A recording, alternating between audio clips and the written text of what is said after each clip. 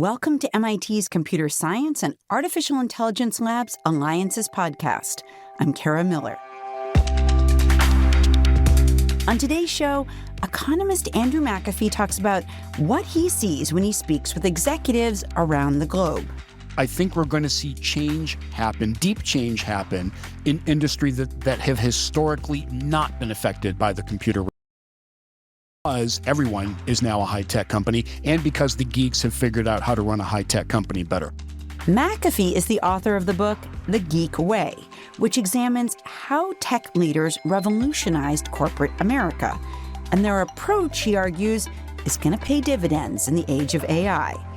But only if they can figure out where and when AI is actually effective.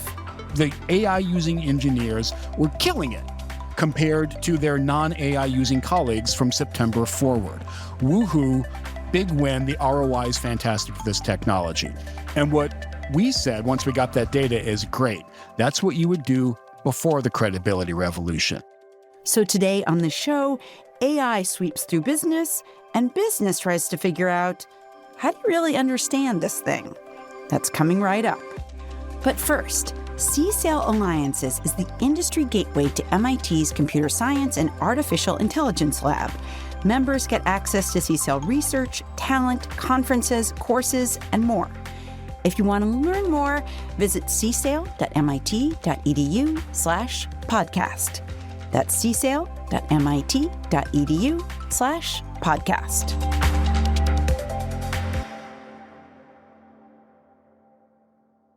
Andrew McAfee is the co-founder and co-director of MIT's Initiative on the Digital Economy, and he's a principal research scientist at the Sloan School of Management. And if you want to get a sense of how business is grappling with AI, he's the guy to ask. He says he's witnessed a striking shift. These executives realized that AI went from something that was probably important in a few departments or a few areas of their business to a thing that was going to change their business, change their industry, change the way they organize themselves, change the way work gets done, and change competition. And that conclusion became pretty quickly inescapable. And honestly, I think I have yet to talk to an exec over the past year plus, who doesn't say that, and I think even more fundamentally, who doesn't believe it. McAfee is also the co-founder of the startup Workhelix, and he notes that executives have long thought that AI would be important, but not necessarily for them. What I used to hear a fair amount is AI is cool, but it doesn't really apply to us. We understand it's going to transform, radiology or fraud detection or something like that. But we're over here, we make cement for a living, and AI is not that big a deal for us. I don't hear that but so much anymore. Still, there are hesitations. In my own experience, corporate leaders will sometimes say, yes, we are doing AI pilot projects. And then you often hear something like, but we are in finance or we're in healthcare, and there is so much security around this data. So, yes, we've tried to get more into AI, but it can be hard to push it past that pilot phase. I do hear the but that you bring up, which is, but it's going to be hard to scale this stuff up. In particular, because we exist in a highly regulated industry. The other one that I hear explicitly and implicitly is our people are really scared about it, and it's preventing us from scaling up because they're afraid that it's going to lead to massive layoffs and people not having a job anymore. So those objections, those buts are real, but I don't get the sense that companies are using them as excuses to sit on the sidelines or do nothing anymore. McAfee points to a couple of pieces of research that have convinced him that AI will profoundly shift the corporate landscape, one of which comes from a group of researchers, including Stanford's Eric Brynjolfsson. He and his colleagues did what I think is the first study of the performance benefits of generative AI, not in a lab setting, not in a controlled setting, but out there in the real world in a company. And they looked at one of the classic use cases that we always hear about, which is a customer service environment. And they looked at an early flavor of generative AI that didn't try to automate the customer service interaction, but would tee up suggestions in the flow of the conversation to the customer service rep so that they could could pass that on to the customer if they chose. This was always under the final discretion of a human being. What happened, McAfee says, is that productivity rose. More calls got resolved, and then there was perhaps an even more unexpected benefit. My favorite part of the whole study is that they observed that turnover went down among customer service reps. In other words, it can be a lousy job to have somebody typing at you in all caps and feeling frustrated, and you feel frustrated. So turnover went down in this environment. And because turnover is such a huge problem in customer service, that's not trivial at all. That's a real savings. Another boon for the company came when they examined who the AI helped. And there, the change was dramatic. The benefits were biggest for the least skilled, least long-tenured customer service rep. For the newbies and the people who just hadn't ramped up their skills, the benefits were biggest, which makes a ton of sense because this was teeing up, let's say, the best available answer from within the enterprise to people who might not have had a lot of time to understand how the enterprise worked. So we've been talking about knowledge management for as long as we've had computer systems. We've been talking about it for 40 plus years. I think in the era of generative AI, we finally have really powerful knowledge management technologies that can figure out what bit of the organization's knowledge is necessary at a particular point in time and deliver that bit to the person who needs it. To McAfee, the call center study is demonstrative of how powerful AI can be when it's deployed. It can close gaps, improve productivity, maybe even make people happier at work. But there's another study, one that shows fairly different outcomes that he thinks is critical to pay attention to. If you're a regular listener to this show, you may remember me talking about it with David Otter a couple months back. The paper comes from MIT graduate student Aidan Toner Rogers, and here's the gist of it. He looked at a flavor of generative AI that was not a large language model. That's what underlies ChatGPT and most of the AI that we're generative AI that we're familiar with. What he looked at was a large materials model. In other words, the basic technology underlying ChatGPT is flexible enough that you can take out the language part and put in any other insanely complicated thing, like material science or genetics or disease or pathology, or fill it in. We're getting large blank models for other domains. So this was a model used by a large company that had about 1,000 scientists and engineers doing research and development. And this AI model helped these experts to create materials with a certain set of characteristics. And here again, the conclusions are pretty striking. They found a lot more materials than they did before the AI came along. And Aidan was able to look at downstream rates of innovation and see that those went up. This was a very powerful technology. His conclusion, though, about who benefited the most from it was the opposite of the previous conclusion. He found that the people who got the biggest boost in their performance were the best material scientists at the company. And what appears to be going on is that this technology still required people to exercise a lot of their judgment to say, that's actually the molecule we want to go investigate more. And with skill and experience, you get better intuition about the world of material science. So it was the senior scientists in this case who benefited the most. So what conclusion does McAfee draw when he looks at these two game-changing papers, one showing the less skilled folks benefit the most, and one showing the more skilled folks benefit the most? He says it's not clear, and that's often true when new technological tools surface. For example, who does a spreadsheet help the most? Well, I'm not very good at Excel, but it helps me do some things with it, and I get more productive.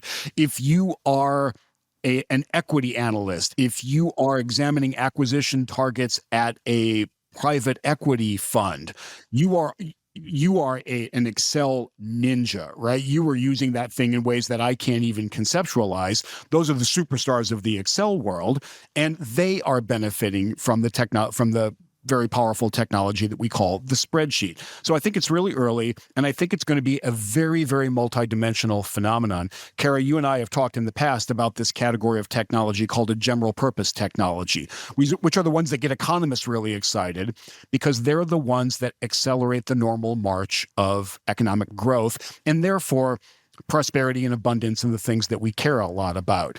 I talk to very few people these days who do not believe that AI is a general purpose technology, and in particular, that generative AI is a general purpose technology. One of my other colleagues and co-authors and co-founders, Daniel Rock, he, with the team at OpenAI, wrote this wonderful paper called GPTs or GPTs. I love the title. And to expand that, what he and his colleagues were saying was generative pre-trained transformers, in other words, generative AI, is a general purpose technology. GPTs are GPTs. I love that. Okay, let's just talk about the reverse of what we were talking about. Is there a case or two where you can think of just like unforeseen problems that came up when somebody tried to implement AI, where like just things that, people didn't anticipate? Yeah, there are a bunch of them, right? In the early days, it looked like there was IP leakage, that the questions that you were submitting to ChatGPT or other public LLMs could become part of the training set. That might not be great if you want to keep your company's secrets private. The same thing is true with generative AI that is true with every other computer technology. There is garbage in, garbage out. And these things do hallucinate. And therefore, letting their output go out into the world without being double-checked by a human being, especially when the output in question has a big impact out there in the real world, I think that's still kind of risky. So, for example, I'm pretty convinced that if ChatGPT is not already a better diagnostician than most physicians, even really good, even very experienced physicians, it will be soon. There was a wild study that came out where they looked at what happened to the quality of diagnosis when they gave people ChatGPT. And it turns out in this study, it didn't go up all that much. Are the people doctors or are the people regular people? No, they were doctors. Okay. But the reason it didn't go up very much was because doctors overruled the AI-generated diagnosis too often. As almost an afterthought in this study, they also said, okay, what's the performance of ChatGPT alone? And it turns out it was substantially better than doctors with ChatGPT. Now, the conclusion from that today is not get rid of the human diagnosticians and let generative AI take over because of the hallucination problem and some other problems. But it does tell us that a lot of our assumptions about how we're going to bring together successfully what humans are good at with what technology is good at, a lot of our walking in assumptions about that mix, about how to do that properly, I think our intuitions are actually wrong and our assumptions are actually wrong. But let me give you one more tiny example of a way that I screwed up using generative AI. When I was finishing up my last book, ChatGPT had come out just recently. And so I said, great, you can offload this kind of dumb clerical work to generative AI. So I gave it a bunch of books and papers and websites that I had consulted. And I said, make me a bibliography, do it in Chicago style. Take care of this clerical work for me. And it formatted it beautifully. And I'm like, hey, this is fantastic. And a lot of the references were great, but especially for online ones, it literally hallucinated the author's names, the URL, the title of the paper, the title of the article, the whole thing.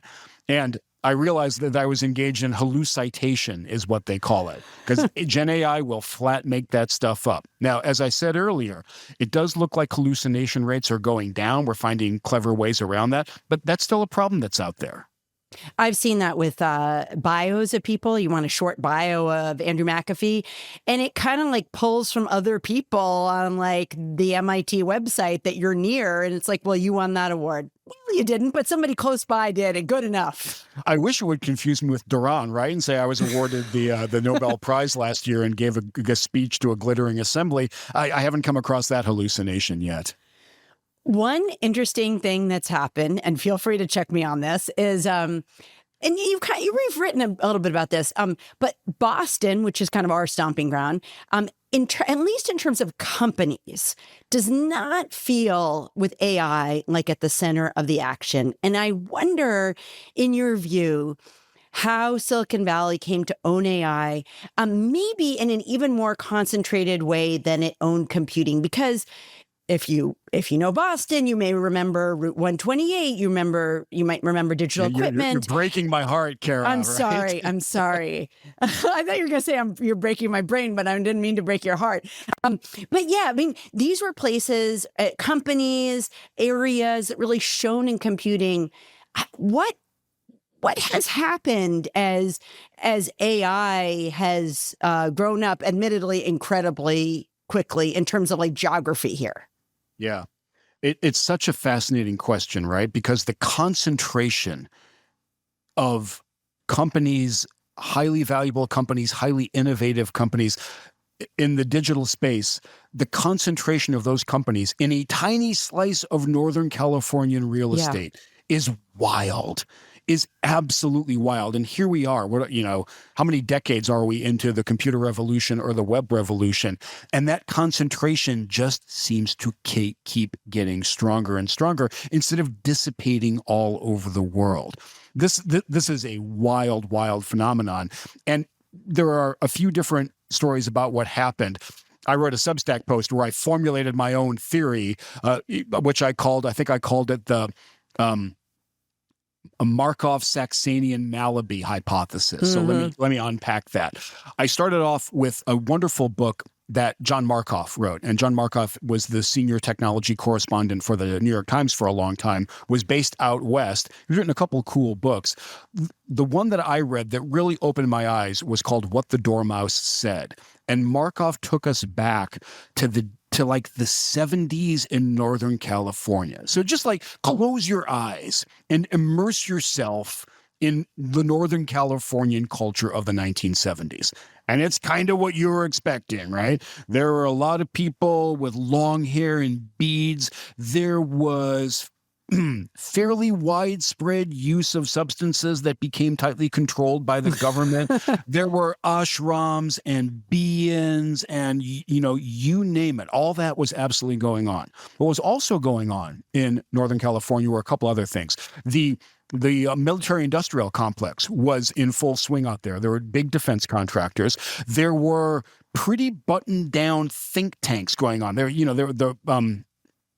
I forget the exact names, but there are a couple big quasi-governmental think tanks that were pondering the big questions of the day.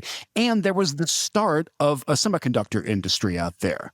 Now, what all these groups had in common, Markoff makes a really strong case. What they all had in common was when this thing called the computer appeared, they all got really into it. And so there was this very strange cocktail of people who thought this stuff was cool and who started exchanging ideas, exchanging technologies, I think in some cases exchanging drugs.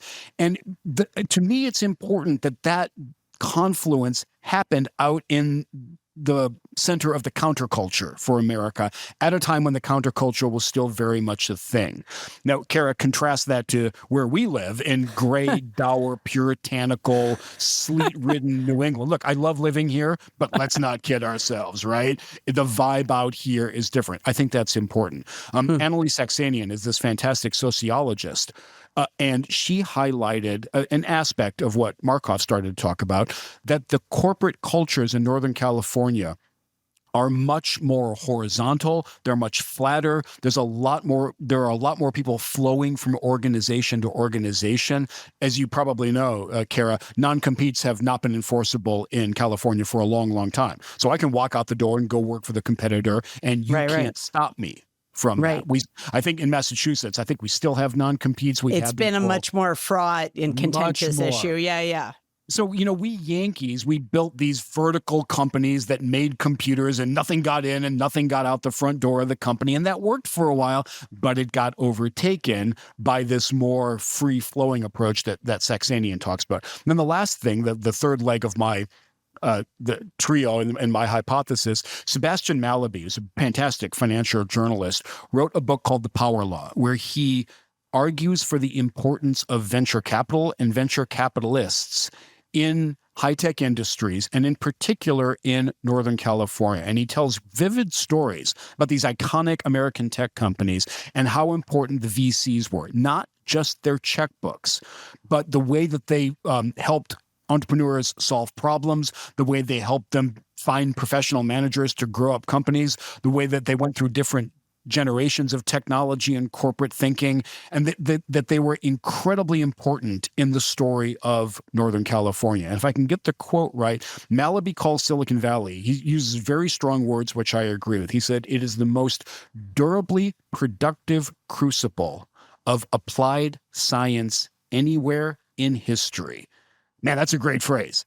I actually interviewed Malaby when that book came out. Nice. And I think this is a quote from him. And I've always remembered it. I've repeated it a lot, but which is that when a direct flight is put in from like the San Jose airport to like Cleveland, there is more startup activity, more VC activity in Cleveland because people don't like to connect.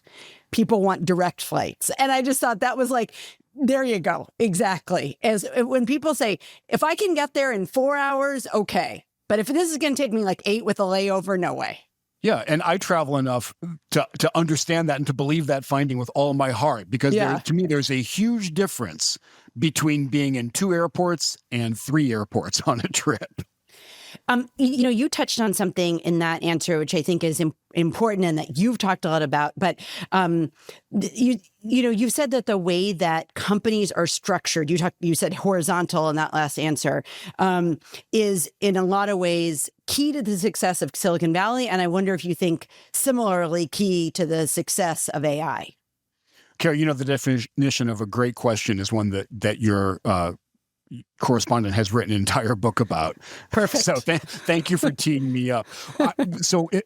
If I can add anything to the Markov, Saxenian, Malaby story about what happened, what I think also happened is that as these geeks, and I mean that term with admiration and praise, right?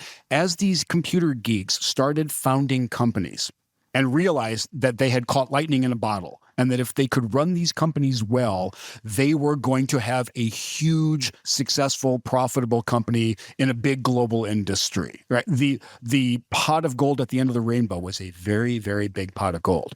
But what I think happened is the geeks realized that as they were trying to build these companies and run them, as they scaled, and in an industry dominated by Moore's Law, by this ridiculously fast rate of improvement in underlying technologies.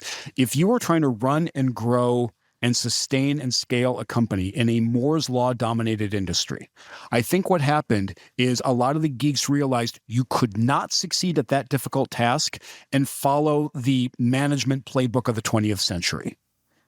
And I say this, with some reservation, because I was a graduate student and I was teaching at business schools in the 20th century. Right. So that playbook was near and dear to my heart. Right. And it would tell us to do things like make sure that your entire enterprise is really tightly integrated. Get your processes nailed down and stick by them. You respect the judgment and the intuition of experts who have been around a while. Have a pretty hierarchical company. Be collegial. You don't want a lot of overt conflict in your organization, and you really want, for big, complicated efforts, to do a lot of upfront planning and analysis, and mistakes are costly, so try to have a mistake-proof enterprise. And as I look at that list of stuff, honestly, the me of even 10 years ago would have looked at that list and said, we can quibble with it. That's not a terrible set of guidelines for running a company. What the geeks have come to conclude, I believe, is that the guidelines I just articulated are a terrible set of guidelines for running a company. Because if you follow them, you will create a large, sclerotic bureaucracy that kills good ideas, where people are afraid to speak truth to power, therefore where you can't pick up faint signals from out there in the world that might turn into something valuable for you. And the geeks and the founder geeks said, we're not doing that. And I think what they've done is they've ripped up that 20th century management playbook. They've thrown it away. They're not looking back at it. And they've iterated and experimented their way into another playbook for running a company. My shorthand for it is the Geek Way, which is the title of my book, where instead of being integrated, they try to be modular. Instead of being collegial, they value debate and argumentation. Instead of respecting judgment, they respect evidence and chops. And instead of planning and making sure nothing can go wrong, they iterate to find failures early and deal with them as effectively as possible. These are not tweaks on the 20th century playbook. This is a replacement. This is an upgrade to the 20th century playbook because it works better and because more and more of our industries, especially as AI permeates, more and more of our industries are going to be more and more subject to Moore's law. That geek playbook is the one that's going to win out. You and I have talked over the years about big technological transitions like this one. We've talked about automation. Do you feel like this is as big a shift as automation? How do you think about it? You mean as factory automation or the industrial? Yeah. I mean, or how do where do you put it in your thinking about transformational things? I mean, is this as big as the computing revolution? Maybe not. I don't know. It's a very hard question to answer because we humans tend to be guilty of presentism. Yeah. We always tend to believe that what we're living through is the most amazing thing ever. Right. And that's rarely the case. But a couple things I think are clear. Number one, we are doing for cognitive work what the Industrial Revolution did for manual work, did for physical labor. This is a point Eric and I made in the second machine age. I continue to believe it's true. And in the era of AI and generative AI, we're able to now hand off or collaborate with computers on cognitive work in ways that were never, ever possible before. So, the Industrial Revolution was a pretty big deal, automating physical labor. Here we are automating and augmenting cognitive labor. That's probably at least as big a deal. The other thing is that the Industrial Revolution took decades to unfold, and even the second Industrial Revolution did.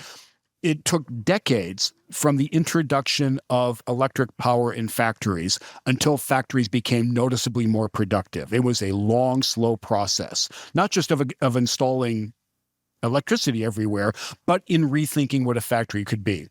I'm pretty sure that the revolution this time is going to be faster. Competition is more intense. The technology spreads around the world with the click of the button, and Malibu's venture capitalists are looking for the next disruptive thing out there. So I think the revolution is going to come fairly quickly.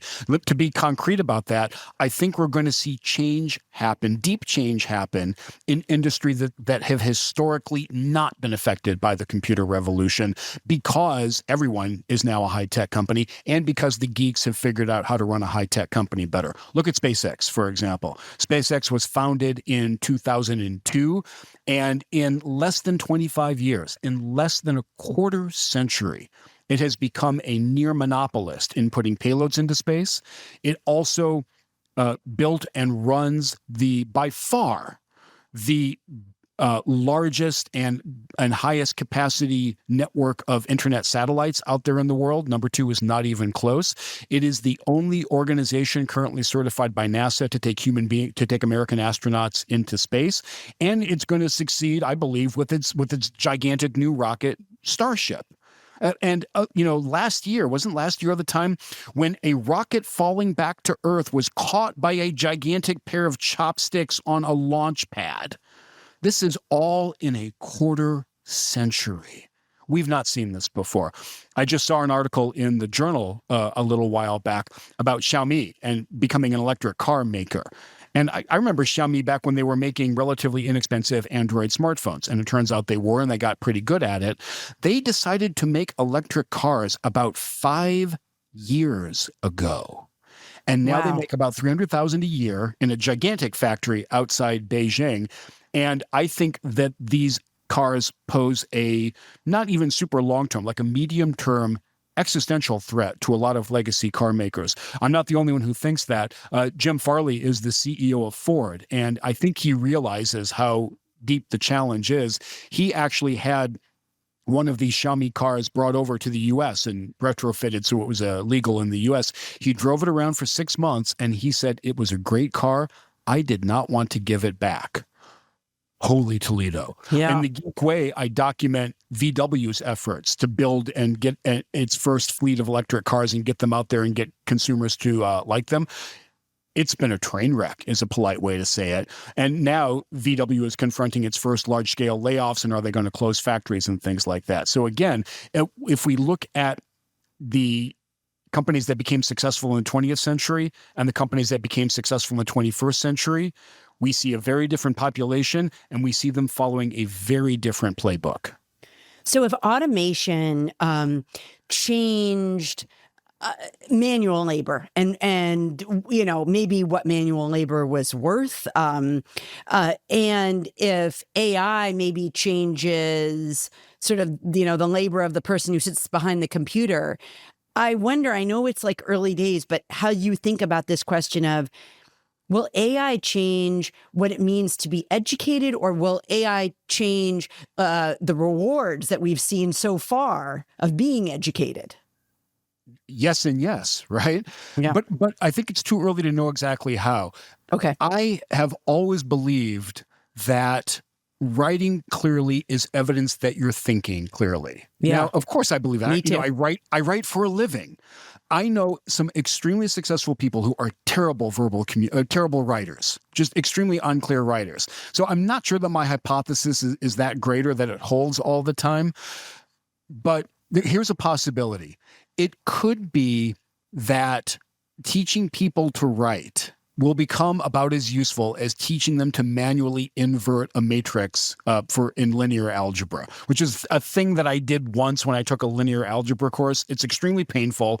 It's really labor intensive, and the computers are better at it. Now, I want to be really clear.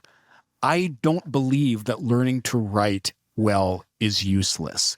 But a while back, there are people who said, look, if you don't know how to use a slide rule, you can't think mathematically clearly. Okay, I can't use a slide rule. My point is, I don't know what the right answer is for education going forward. It is going to be different than the way we're doing it today, where the classic teacher thing, which was both lazy and correct, would be to say to your students, all right, write an essay. Let me know if you're thinking clearly about this issue. Kara, I don't think I have to tell you or any of our listeners here that the students are using generative AI now a lot, right?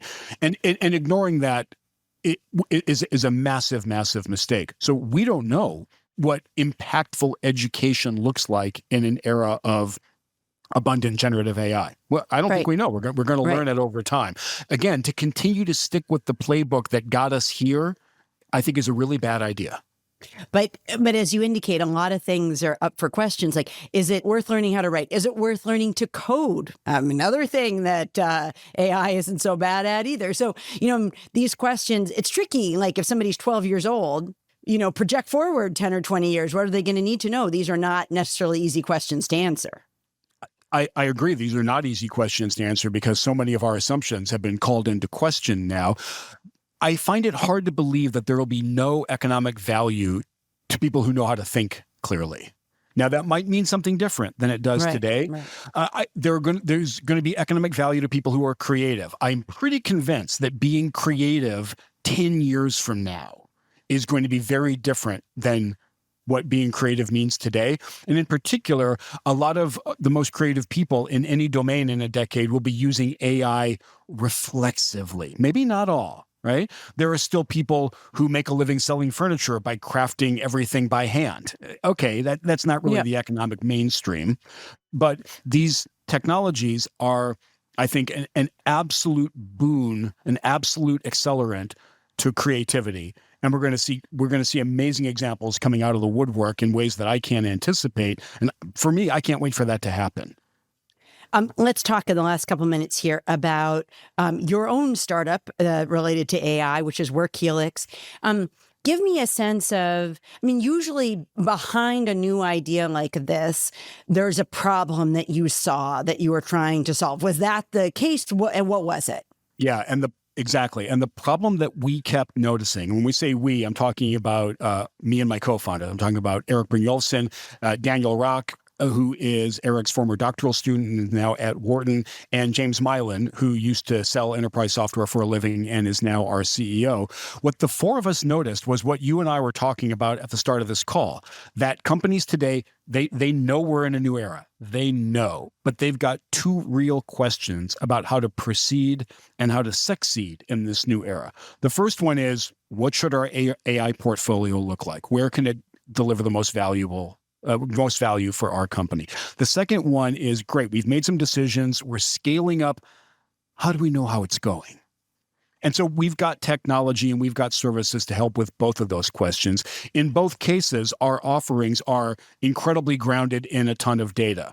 So I told you Daniel was a co-author on that GPTs paper. What they did was look at every task done in the American economy and analyze whether it was amenable to being accelerated by generative AI or not. Okay, great. What we do at Workhelix is scale that down from the economy size to a company size and draw them a heat map of where their best opportunities are to accelerate work and create value with generative AI. On the second question, on the how's it going question, what we do at Workhelix is we harness the credibility revolution in economics, which is this bundle of statistical approaches and research designs that really kind of came into being in this century, in the 21st century, to answer really complicated data-based questions in the messy real world. And so, Kara, you probably know there have been 2 different batches of Nobel Prizes given out in the 21st century so far for the leaders of the credibility revolution, which help us answer questions like, does going to Harvard make you rich? And in other words, there's both a selection effect and a treatment effect going on. I don't know the answer to that. Does going to Harvard make you rich? Well, stay tuned. So it's actually a very hard question to answer because it's certainly the case that Harvard graduates do quite well overall. It's also the case that when you look at the incoming class at Harvard, they're people you would expect to do very well. Right. What if the same people had gone to Colby? Maybe it would have been exactly the same. Congratulations. You've just hit on the one of the research designs for investigating this question. The problem is that going to Harvard involves both the treatment effect, that's the Harvard education part, in the same way that taking Ozempic is a treatment for diabetes or obesity. There's also a selection effect. People don't randomly get into Harvard. People select themselves into it. So we got to disentangle that. And it turns out that's actually hard to do. And we know it's hard to do because you don't have clarity or confidence in your own answer to that question. But we can get at that with a combination of clever research designs and statistics. And it turns out in this case, going to Harvard generally is not the thing that makes you, the treatment is not the thing that makes you rich. You would have been rich anyway. There are a couple important exceptions. For underrepresented minorities, the going to Harvard part seems to help with their economic trajectories. But to give you another example, what happens when police start wearing body cams? That's a really important question for all kinds of reasons, both for the police, for the courts, for the victims, for the people who are accused. Do things get better for all those different groups when cops start wearing body cams? And it turns out, man, I'm a huge fan of police body cams. One of the unanticipated benefits that you only find out when you do this research really carefully is that the courts start working better, because fewer garbage cases are brought by both sides. If there was clearly police brutality, you don't go to court. And if the subject was clearly drunk when they got pulled over, you don't go to court. I see, because it's been taped, and so there's no point. And look at the tape. You want to plead this one out for your client or not? So it turns out that police body cams are a really good idea in lots of different domains, some of which are not obvious. We've done the same kind of work in the credibility revolution on the benefits of having a really good teacher versus a mediocre one early on during your primary education years. We've done it on the benefits of moving to a better neighborhood if you're a poor kid. So the credibility revolution has been this huge addition to economics, to helping us answer tough questions. What we're trying to do at Workhelix is bring the credibility revolution from economics to the enterprise, because every ROI question is a question about, did this thing make a difference? What happened when we put generative AI in?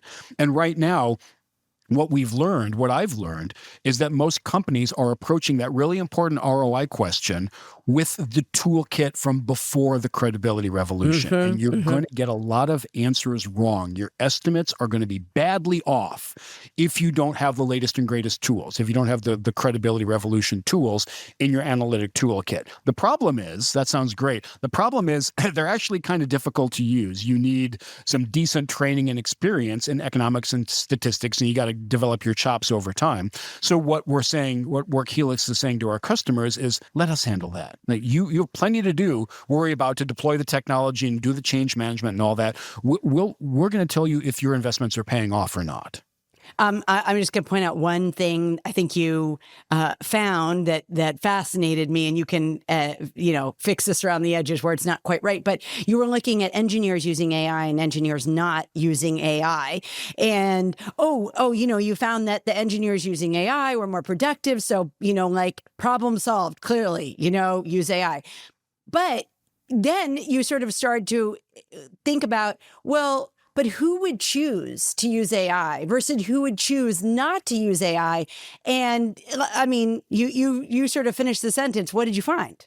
So we got a data dump from a customer a while back. And the first thing we did was the analysis that a company would classically do. We put in Gen AI on September 1st. Oh, great. We've got, 6 months of data on that. Let's go look at the data. Yeah. And a first comparison you would do with the best intentions, and it makes a ton of sense, is to say, let's compare the performance. Let's say we have decent measures of software development productivity. That's a big assumption. Software development is hard to measure. But let's say we got decent measures. Let's go compare the performance of the engineers who were using Gen AI once it became available with the performance of our engineers who weren't using Gen AI. When you do that, lo and behold, everything looks better. The AI using engineers were killing it. Right. Compared to their non-AI using colleagues from September forward. Woohoo, big win. The ROI is fantastic for this technology.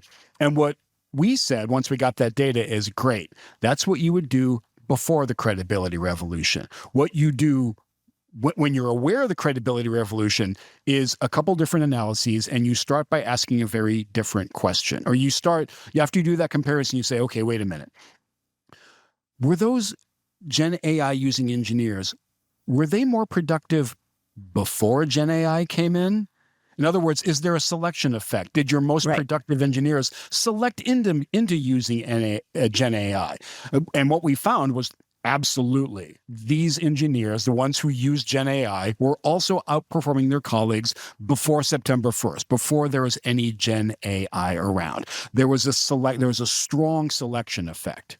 That doesn't mean there was zero treatment effect. That doesn't mean AI had made no difference. Right. But it does mean that naive comparison doesn't tell you what you want it to tell you.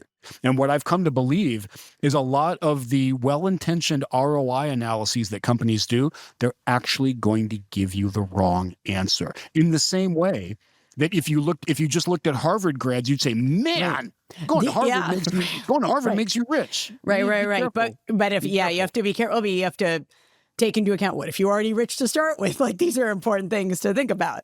Or if you're the kind of kid, like you say, who no matter where she went to university, she had the drive and the tenacity and the intelligence, she was going to be successful. That's a lot of what happened at Harvard. But the broad point is that if you don't grab the latest and greatest analytical tools from the credibility revolution, you are going to make some pretty serious mistakes when you try to understand causality, when you try to understand, did this thing cause a change to happen? Did Gen AI cause our software developers to be more productive? It's surprisingly easy to get that wrong, and we think that with the CredRev tools, you can just get much better answers, much more accurate answers. So that's what we do. A final question for you. We've talked a lot about sort of potential upsides, I think, of AI and how it's going to change companies. I wonder what the thing is that worries you most. I don't know. I mean, one thing to consider, I don't know if this is the thing, but certainly when we talk about like automation and how it changed manufacturing, I think you could argue that the political realignment that happened because of that was really profound. And I don't know that a lot of people saw that when, robotic arms got put into car factories. But I wonder, like, what is the thing? It doesn't have to be that, but like, what is the thing when you think about AI that gives you pause sometimes? So that's the thing. The thing for me is not the Terminator, is not superintelligence or big scary killer robots or self-awareness. I've got very, very smart colleagues, people who I respect a great deal, who think that we are creating existential risk by building these fancy technologies. I don't get it. I flat don't get it. I think that is a colossal waste of worrying about that is a colossal waste of our efforts, and it's incredibly bad PR for a very valuable toolkit. I always outsource my answer here to Andrew Ng, really, really good computer scientist, AI researcher, and an early investor in Workhelix. And when people ask him about this category of worry, he says, look, it's theoretically possible that we'll build the Terminator and we'll have superintelligence and big killer robots with their own will and autonomy. He says, it's like worrying about overpopulation on Mars. And I love that. And we got better things to worry about than overpopulation on Mars. I don't know how worried to be about technological unemployment because, Kara, I was on your show 11 years ago. I was fairly concerned that the first wave of AI was going to lead to real net job loss because it could do so much. That's not what happened. We're at historically low levels of unemployment in most of the rich world. Low levels of unemployment in the rich world. Yeah. Is this time going to be different? My experience has encouraged me to be humble about this and for my answer to flip from yes to no. So we need to tell. What I do think, though, is regardless of whether there's massive permanent unemployment, tech progress does shift winners versus losers, people who get more prosperous versus less, communities that leap ahead. Think about, Palo Alto or that fall behind. Tech progress tends to be an inequality increaser. So there are societal stresses that come along with powerful technological progress. And, not to get too topical, but one of the things that I think we've learned from the past is that those stresses provide fertile ground for populists and demagogues and authoritarians and all kinds of bad political outcomes to happen. Marxism came about in the wake of the Industrial Revolution. So I get worried about those kinds of things. Andrew McAfee is a co-founder and co-director of the Initiative on the Digital Economy. He's a principal research scientist at the MIT Sloan School of Management. He's the author of the Geek Way and co-founder of the AI startup Workhelix. Andy, always a great pleasure. Kara, always a treat. Thank you once again. And before we go here, if you enjoyed the show, we would love for you to leave a comment on Apple Podcasts. It helps other listeners discover us. We've got a lot more about CSAIL on our website, csail.mit.edu/podcast. You can find out how companies can access research, talent, conferences, courses, and a whole lot more. Again, the website is csail.mit.edu/podcast. I'm Kara Miller. Our show is produced by Matt Purdy and Andrew Zukowski with help from Audrey Woods. Join us again next time and stay ahead of the curve.